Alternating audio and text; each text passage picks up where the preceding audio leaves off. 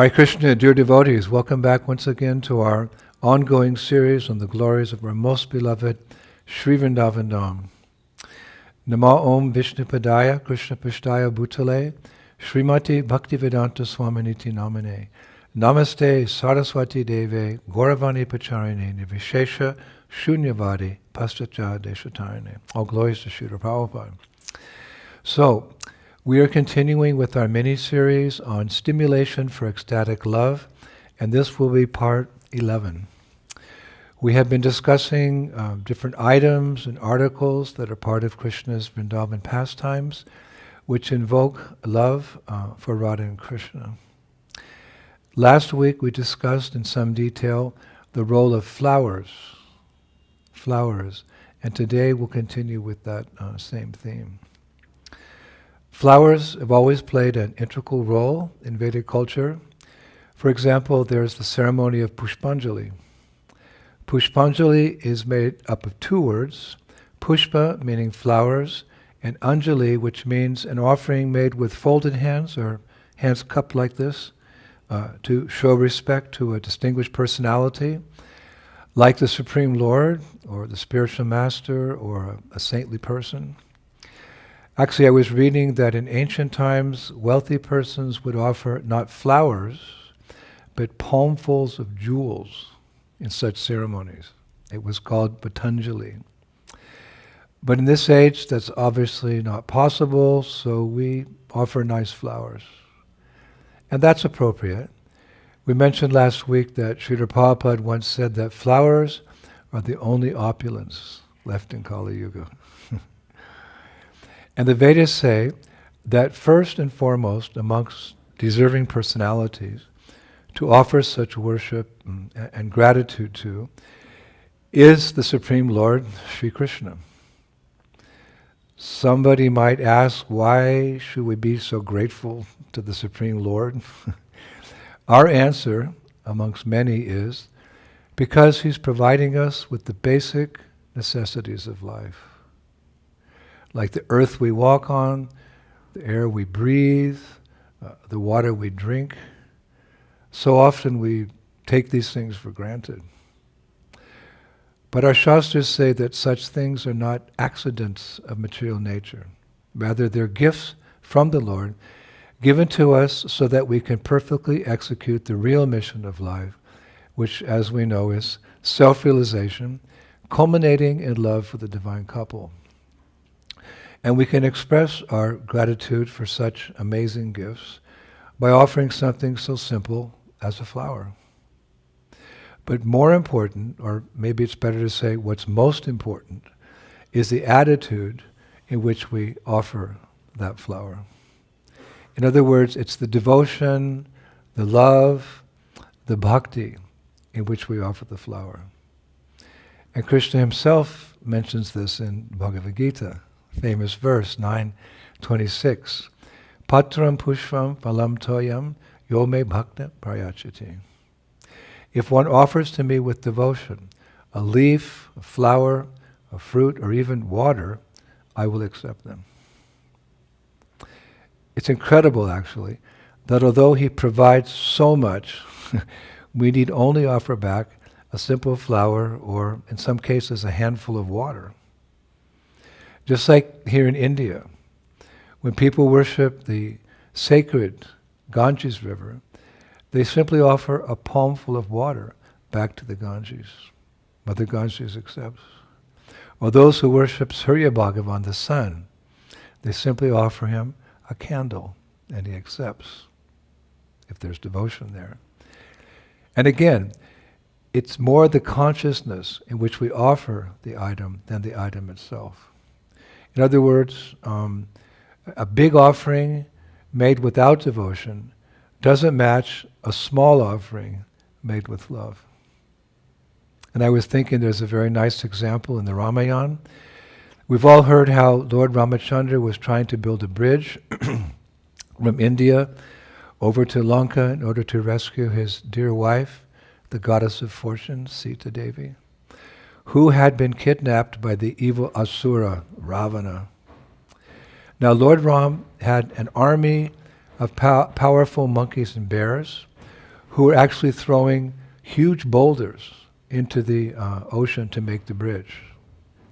Now seeing this, a small squirrel, who was also a devotee of Ram, decided to help by kicking in small little particles of sand into the ocean, but with great love and devotion. However, when Ram's devotee, Hanuman, noticed what she was doing, he approached her and he asked, "Little squirrel, why are you putting such tiny pieces of sand into the water when we powerful monkeys and bears are throwing big boulders into the sea to construct the bridge? Your sand is so insignificant."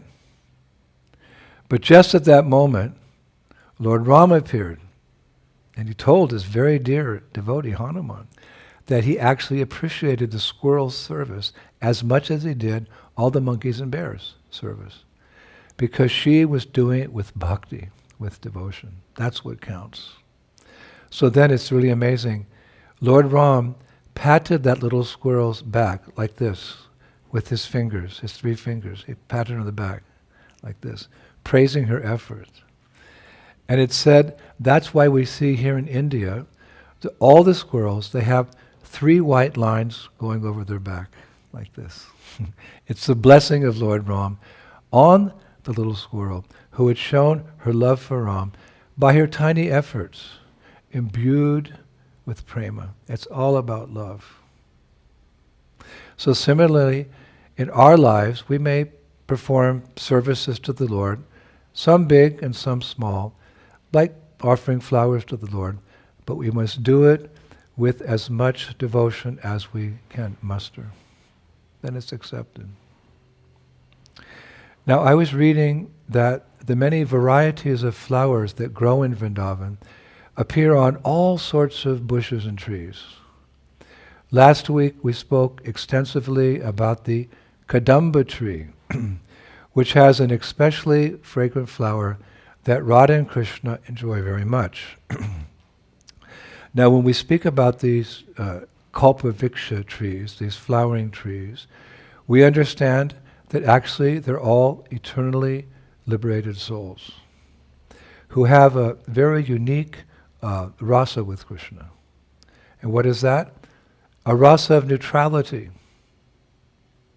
But don't think for a minute that such a rasa is less than the rasas of servitorship, friendship, parentalhood, or conjugal love. No. The tree's rasa with Krishna is just as pleasing to him as any other rasa. In Govinda Lilamrita, Krishnadas Kaviraj says that just as devotees in Dasya, Vatsalya, Sakya, and Madhurya Ras experience the 8 symptoms of ecstatic love for Krishna, so do those in the mood of neutrality, such as trees. And what is the stimulus for the ecstatic symptoms these trees sometimes exhibit? We could say, what is the cause? It's very nice. The Charyas say, number 1, it's just the simple fact that these trees are growing in the Chintamani soil of Sri Vrindavan Dham, in the Braj Renu. Their ecstasy comes from just the fact that they're connected to the soil, to the Chintamani ground, the dust of Braj. And we're so fortunate that when we come to Vrindavan, we walk in that same dust. That's why generally you see people walk barefoot in Vrindavan.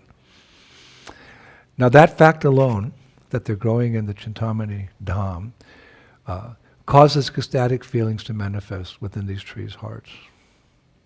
What's more, such trees, actually, their good fortune is that they get to witness the very confidential, loving pastimes of Krishna with Radha and the gopis, because these pastimes are often performed more or less hidden from everyone else in the kunjas or the groves of Vrindavan. A kunja means where there's bushes and trees. So there they are as trees, but they're witnessing these very sweet pastimes of Radha and Krishna, which not all devotees get to see. Now, another proof that such trees know well of the confidential pastimes of Radha and Krishna is that in the Gaur Gunadesha Dipika by Srila Kavi Karnapur, he writes that Madhavinda Puri, who introduced the concept of Madhurya Ras a little before the appearance of Lord Chaitanya, he is a kalpavriksha tree, a desire tree in the spiritual world. Now, Srila Vishwanath Chakravarti Thakur confirms the same. He confirms the same thing in his Gora Gana Swarup Tattva Chandrika. I found this verse. Gora Gana Swarup Tattva Chandrika. Verse 26. He writes, Pura Vrindavane Yabisid Ayam Kalpatarur Harer. Quote, Madhavinda Puri was previously Lord Hari's desire tree in Vrindavan. There you go. Madhavinda Puri was previously Lord Hari's desire tree in Vrindavan. Now, a side note here, I know that, I read, that desire tree, Madhavinda Puri, is situated in Nidhivan, in Braj. And any Brajabasi will tell you that's a very special place, Nidhivan. Krishna has pastimes and Ras Leela, etc. So, desire trees. Now, Govinda Lilamrita describes that Krishna feels very endeared to these flowering trees. And sometimes he even speaks to them. He says, "Oh, my dear friends, the trees, oh, wise ones, is everything all right with you today? Did last night's gentle rain quench your thirst and nourish your flowers and fruits?" And just so that we can understand how exalted these tree personalities are, the acharyas say that in the dark of night, the trees, they often faint because they're unable to see Krishna anywhere. Wow. But later on, when they hear the soothing sound of Krishna's voice or the celestial music that flows from his flute, they come back to life and instantly blossom into so many flowers and leaves. Then they shake their leaves in ecstasy, or they shed honey tears and honor Krishna with the smile of their blossoms, and they're swaying in happy breezes. Again, this is the only poetry we want to hear, this type of poetry. Hare Krishna. And it's described, these trees are so fortunate. Why? What's their great fortune, or a special fortune they get? They get to touch Krishna. These devotees get to touch Krishna. How so? Because as he passes by them in the Vrindavan forest, they bend down and touch his feet with the tips of their branches and their blossoming flowers. Prabhupada actually describes this in Krishna book. He describes how when Krishna and Balaram are walking through the forest, the trees bow down to offer obeisances and offer their fruits and their flowers to Krishna and Balaram. And they get to touch the Supreme Lord. It's described that by touching the lotus feet of Krishna, they experienced a heightened, a heightened state of ecstasy, which causes a sap from within their trunks to drip from their pores, which muddies the ground everywhere. However, after Krishna passes by and leaves them behind, they lament the fact that they're not able to follow him because they're trees and they're rooted to the ground. One devotee puts it very poetically. He writes, "Thus the trees decry their lamentable state with inspired sentiments born of separation." Thus the trees decry their lamentable state with inspired sentiments born of separation. And in a mood of extreme humility, which is always demonstrated by advanced devotees of the Lord, the trees discuss amongst themselves as follows. "Oh, we're simply rooted in the mode of ignorance. We must have previously committed some offenses because we can't follow Krishna." Of course, they're all liberated souls, or rather nityasiddhas, eternally liberated souls. So there's no question of any offense or sin on their part, but this is their humility. However, everything has a good ending in Krishna consciousness. It's described that before Krishna gets too far away, one of their great friends comes to their rescue. And who's that great friend? Who's the friend of the trees? It's the wind. The wind. For the wind blows very strongly at that time and helps them to bow down and stretch out a great distance and again touch Krishna before he gets too far away. So in order to remove any doubts that someone may have about these trees, I found a beautiful verse in Braja Riti Chintamani by Vishwanath Chakravarti Thakur. It's 223, where he nicely glorifies these trees. He writes, "These splendid trees of Brajabhumi are perfectly spiritual in nature. They're full of all potencies, and they are just like incarnations of the Lord." Wow. Another amazing feature of these flowering trees is that they yield ripe, juicy fruits.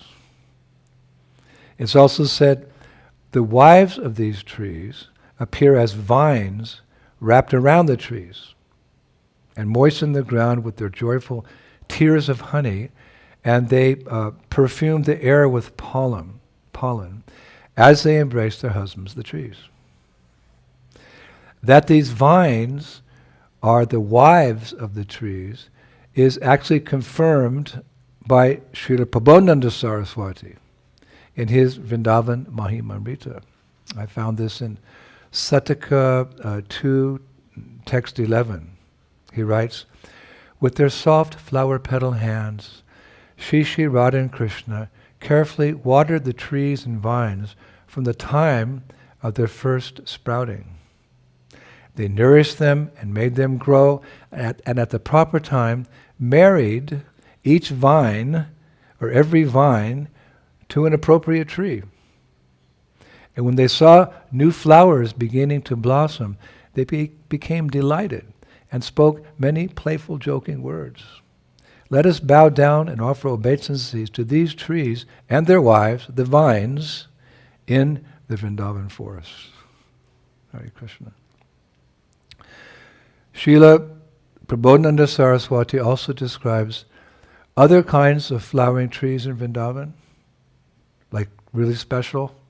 He said these other flowering trees, their trunks are made of gold. This is all in Vrindavan Mahimamrita. Actually, he writes a lot about trees.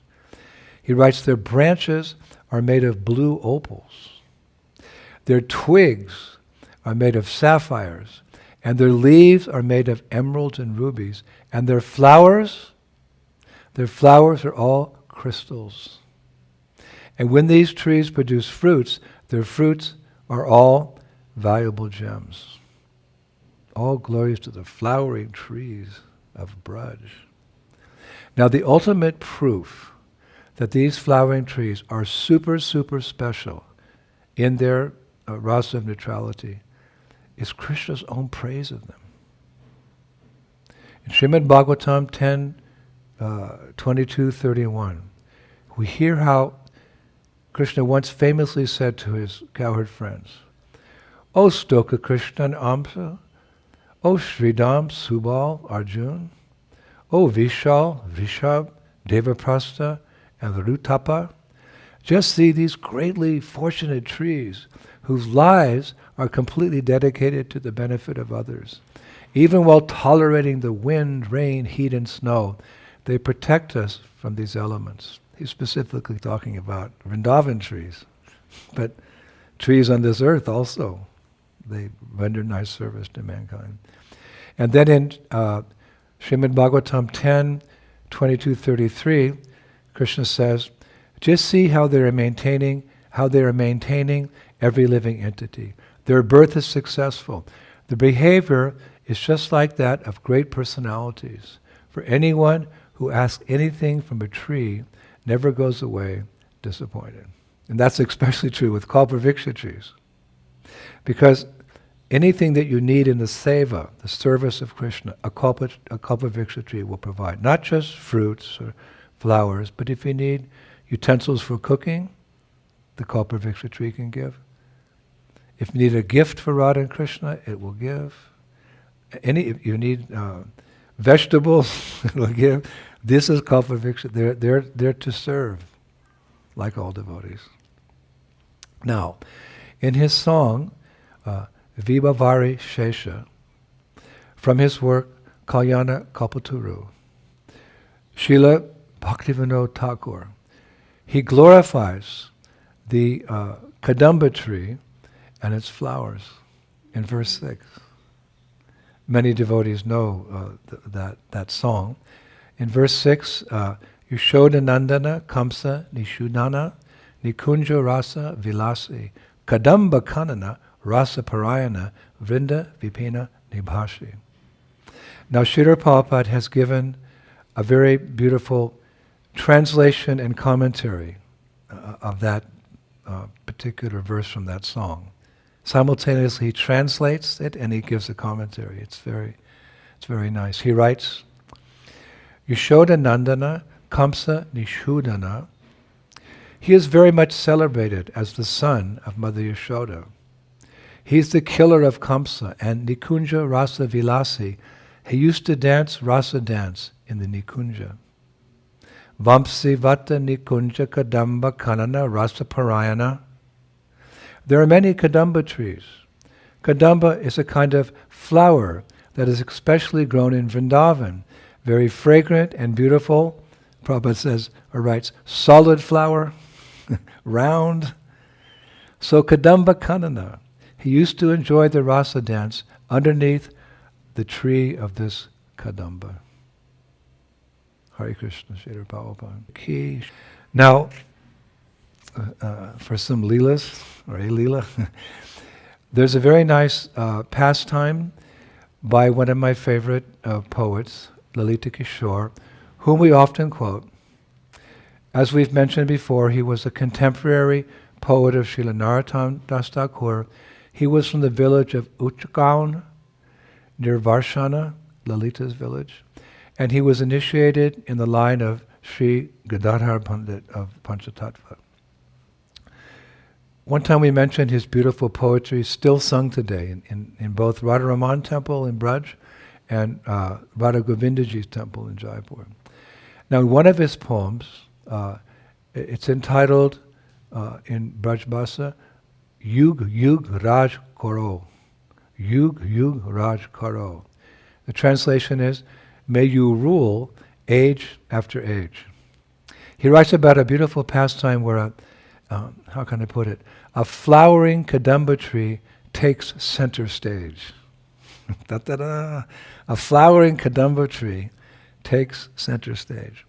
He writes, once in a playful mood,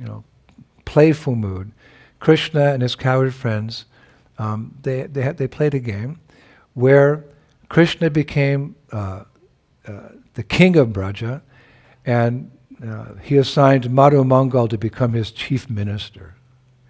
And Sridham, he pretended to be the royal advisor, and the cowherd boy Vishal, he became the holder of the whisk-tail fan and the royal umbrella, in like Krishna's government.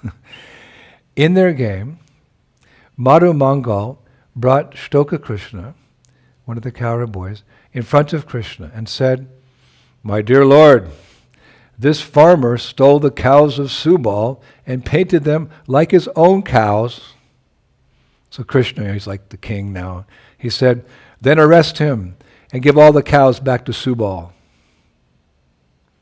Now, by Purnamasi's arrangement, just at that moment, Shri Radhika and a large procession of her gopis, I mean, you could say thousands, came by. And they were accompanied by many musical instruments.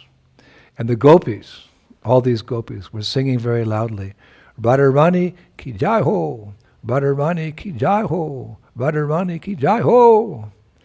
So seeing this, Madhu Mangal became very upset. And he ran up to them and he said, stop this nonsense, please, girls. Our king is attending his royal court duties now. Do not disturb him. So hearing this threat, Lalita Saki, she came forward, and she pushed Madhu back. She's very fiery. She pushed him back and she said, "No king rules this land. Shri Radha is the queen of Braja, and her authority is absolute. Therefore, you cannot stop us from praising her. You cannot stop us from praising her." Now, noticing this disturbance, Krishna came forward and he said, "What is happening, my dear minister, Madhu Mangal?" So Madhu said, "Krishna, these ignorant cowherd girls are saying that you are not the king of this land, and that their friend, Shri Radha, this girl, is the only ruling authority as queen." Started laughing. So Krishna said, very seriously, "Then call for my advisor, Sridham. He will give us the final verdict on this." So Madhu Mangal called for Sridham, who came forward and declared that the one who wins the game of Bhag Bhakri, will be the ruling authority of Braj. So Bhag Bhakri, I looked it up actually, it's an ancient game, still played today, all over India actually. It's played on a wooden board. And in the game, one player controls 4 tigers, and the other player controls 20 goats. They have little figurines like that. And in the game, the tigers, they hunt the goats, and the goats attempt to block the tigers' movements. This game ends only when the tigers have captured all the goats, or if the goats are successful at entrapping all the tigers. One side wins, or one side loses.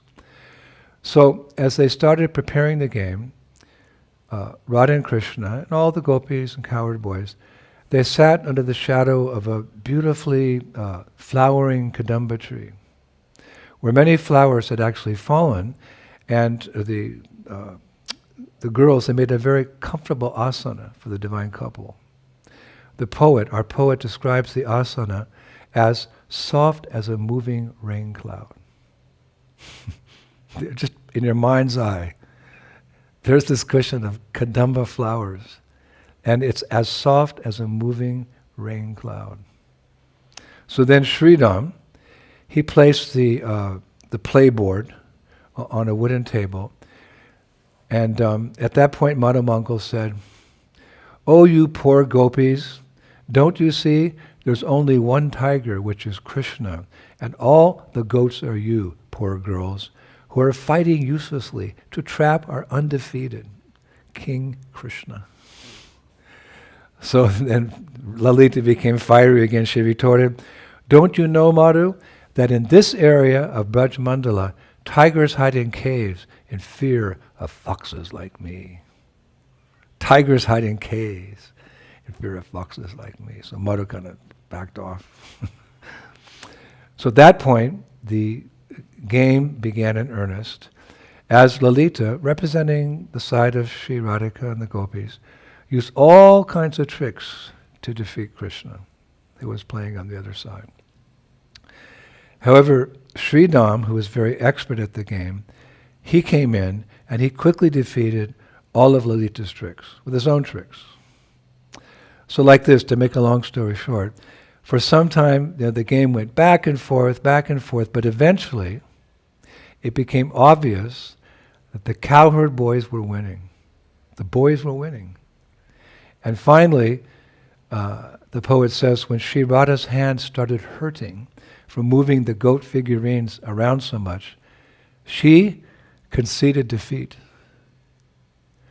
Now, of course, we know that with her pure love, she controls Krishna. And in that sense, she's undefeatable. However, the nature of loving relationships is that lovers often yield to the desires and wishes of their beloveds. So turning to Krishna, it's so sweet, she said, "O Lord of my heart, I am your lifelong servant. Please accept me as your dasi. You are the king, ruler of our hearts, and your kingdom is our senses, in which you play according to your desire." Then Sri Radha, with her own hands, planted a small Kadamba tree seedling. And she said, Krishna, this forest becomes glorious with your presence.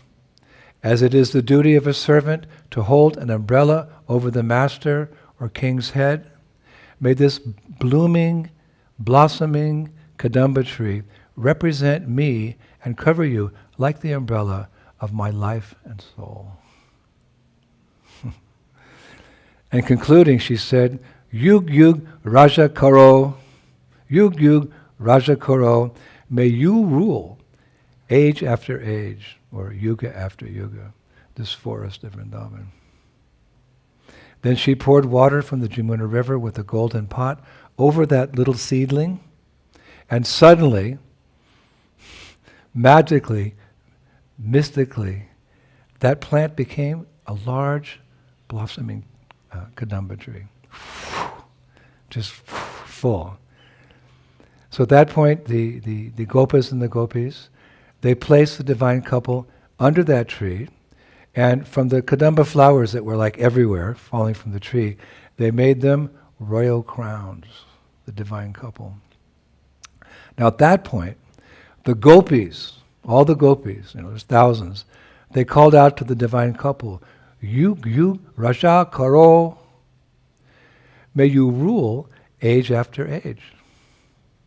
Now one Acharya, he poses the question why the cowherd girls were calling out Yug Yug Raja Karo, that Radha and Krishna may rule together, Sri Vrindavan Dham. He poses the question, why are they doing that when in fact, as we concluded, Krishna was the winner? Why are they addressing both Radha and Krishna now? May you both rule, when actually Krishna was the winner. They're including Radharani there. So he answers the question by saying, the gopis never like to accept that Sri Radha is ever defeated by Krishna. Therefore, in calling out Yug Yug Raja Karo, they meant, may you both rule age after age. They included Radharani. Hare Krishna. So, let us conclude today with the poet Surdas, who writes in his poem, Man Ke Pad, some very beautiful glorification of Radha and Krishna and Kadamba trees and Kadamba flowers. He writes, whenever Krishna feels separation from Sri Radha, he wears a Kadamba flower garland around his neck, close to his heart. The tenderness, the color, the fragrance and the touch of the Kadamba flowers feel exactly like Sri Radha to him. When Sri Radha becomes manavati, it means prideful in anger, Krishna sits under a Kadamba tree and cries. His tears go into the roots of the tree, and it appears as if Krishna is watering the Kadamba tree with his tears. Then he sends Kadamba flowers with the gopi to Sri Radha. When these flowers touch the lotus feet of Sri Radha, the gopi says, "O dear Sri Radha, please feel the tears of Mohan. Please feel the tears of Mohan, which are presented in the wetness of these golden flowers. O Pyari," Pyari means dear, "O Pyari, why have you so much man, so much anger? Please abandon it and now run to Mohan." Surdas says, "O friend, look now, Kadamba like Radha is running towards Tamal like Krishna." O friend, look now, Kadamba like Radha is running towards Tamal like Krishna.